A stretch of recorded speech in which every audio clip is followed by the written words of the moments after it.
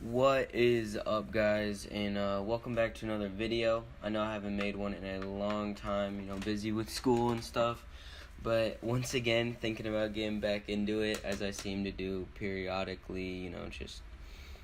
I enjoy doing it. I just don't really have the time to do it always, but I'm gonna pump out a whole bunch of videos and stuff and be able to just consistently upload, and then every day where I can record, I'm going to record. It's not necessarily getting the footage, it's just the editing process that I find to be really annoying.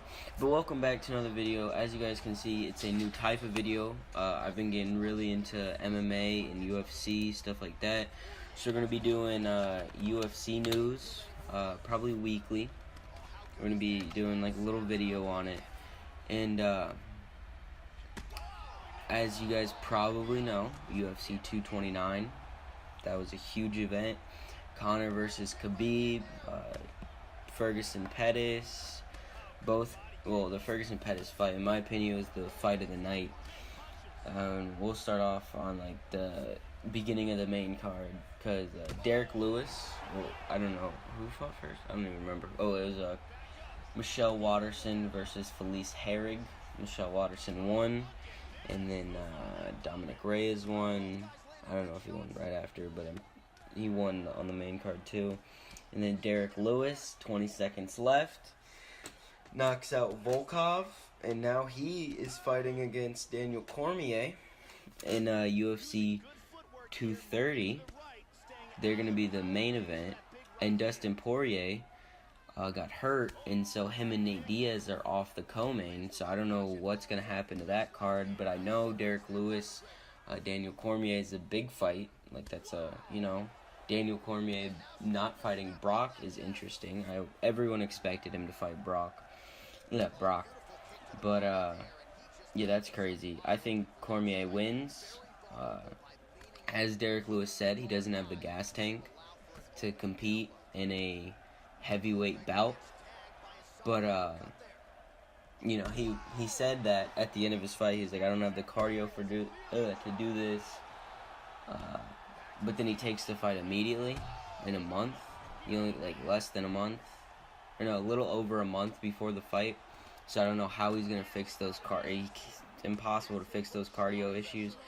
I guess he didn't take that much damage from Volkov, even though he lost every round and then just knocked him out in the last 20 seconds. That's, I didn't expect him to win that fight. Didn't expect him to take the main event. He said he was going to wait till next year to be taking another fight. He's got to work on cardio shows, but he manned up and took it, I guess. And then we've got so Volkov lost that one, and then Ferguson Pettis, that was a crazy bloody fight. Ferguson and Pettis were just banging the whole time, gushing blood all over each other. It was a really entertaining fight to watch, and they were both doing great. Not mad at all about the outcome. It sucks that Pettis broke his hand, but you're down 2 rounds to none, and you broken hand, you're bleeding out of your face a whole bunch. It's the smart decision to do, to call that one, just to call it off. Accept that you lost this one, but it was still a great fight. And it'd be interesting to see if Pettis fights someone maybe like Conor next. 2 really good strikers. Get Conor not a tune-up fight, because Pettis is still a dangerous opponent, but just let him get back into his groove, because he went straight to Khabib. He was the champ, 27-0, and as you guys know probably, Khabib just mauled him. Well, he didn't just maul him. First round, Khabib won the round because he got the takedowns and had control, but he didn't get any damage. He just laid on Conor for 5 minutes. Just 5 minutes of just laying on Conor. And Conor did good to, keep his defense up, I think. He had a lot better takedown defense than everyone expected. He wasn't fully prepared, but I think if they fight next year, he'll be able to fix the little things that he needs to fix. And if he can fix his little things and be comfortable enough with his takedown defense, that he can strike instead of playing too defensive or fighting too defensive. His coach even said that he was trained too defensive for this fight, and that's his fault. Like, the coach and Conor's fault, John Kavanagh. But, if they're able to be more aggressive with their striking and less worried about the takedowns, then I think Conor can win the fight. And I think it'll be a lot better fight. The second round, Khabib just destroyed Conor, hit a huge right hand. You guys have probably seen the meme, just faked the level change. Conor expected the takedown. So I'm pretty sure he put his hands down a little bit, and then Khabib just came in with the overhand right, cracked him. Conor recovered quick, though. That dude's got a hell of a chin, but he also doesn't get hit a lot, so his chin hasn't deteriorated yet, or isn't even close to doing it. But he looked really slow for the fight. He looked like he overtrained, and he was like a little nervous. He was too defensive for him to really work his style. And you have to be defensive against a guy who can just take you down to the ground and maul you like that. But it didn't seem like the Conor, to go out there and like really just be loose and have fun. And then the third round, in my opinion, Conor won. Khabib didn't really get any takedowns on him. He had good defense. He came back alive. It showed the heart of Conor after getting just cracked. Everyone's like, okay, he's going to lose for real.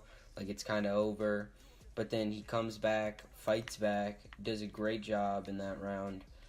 He hits some big shots. But then, the fourth round, now Conor's tired because Khabib was super tired after the second round. Conor won. Used all of his energy. Khabib's back a little rejuvenated. And, Khabib goes out there and, takes him down, mauls him, and then gets a neck crank. And at the time, it didn't look like it hurt, but now that I've watched video on it and, messed around with an actual neck crank and just seeing the amount of pressure you can apply using that fulcrum with your elbow, that looks like that would hurt. And it sucks that he lost by tap out. It sucks that he lost. I'm a Conor fan. I was rooting for Conor. But it's okay. Because, everybody loses. But I hope they don't go straight back to Conor Khabib rematch like Conor's asking. I want him to get another fight in. Like, let him get back to that looseness.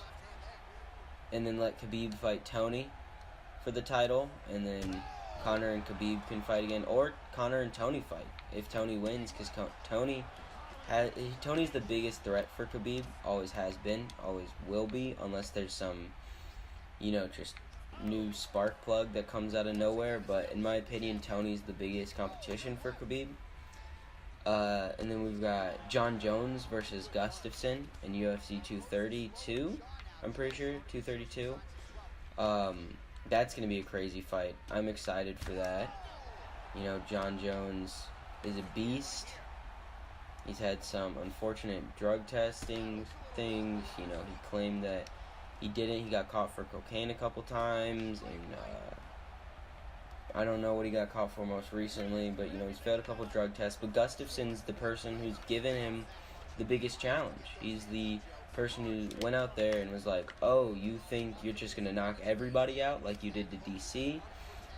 Oh, well, you're mistaken, bud. I'm gonna go out, I'm gonna bang with you. Gustafsson was a real challenge for John, and so I'm excited to see if Gustafsson can be a challenge again. John hasn't fought in a year and a half because steroid or the USADA ban, but that doesn't matter for him. He's always been training and stuff like that. He's just a super athlete. He's a freak. But I'm excited. I think John will win, but I think Gustafsson will give him another hard fight. It'll be super competitive. And then you got Ortega Holloway, UFC 231 for the flyweight title.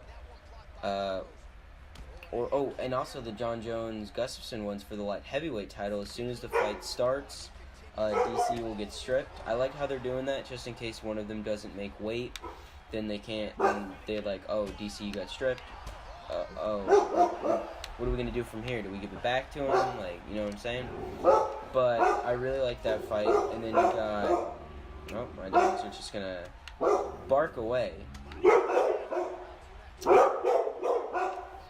Well, sorry about this, guys. But then you do UFC 231, Ortega Holloway. I got Ortega winning. Big fan of Brian. Max Holloway's great too. He's huge flyweight. I don't know if he's going to be able to make the weight cut with his body issues, but I know they do have a backup, or at least that's what Ortega's been saying. Why are my dogs barking so much? Yeah, but I'm really excited for that fight. I hope Ortega wins.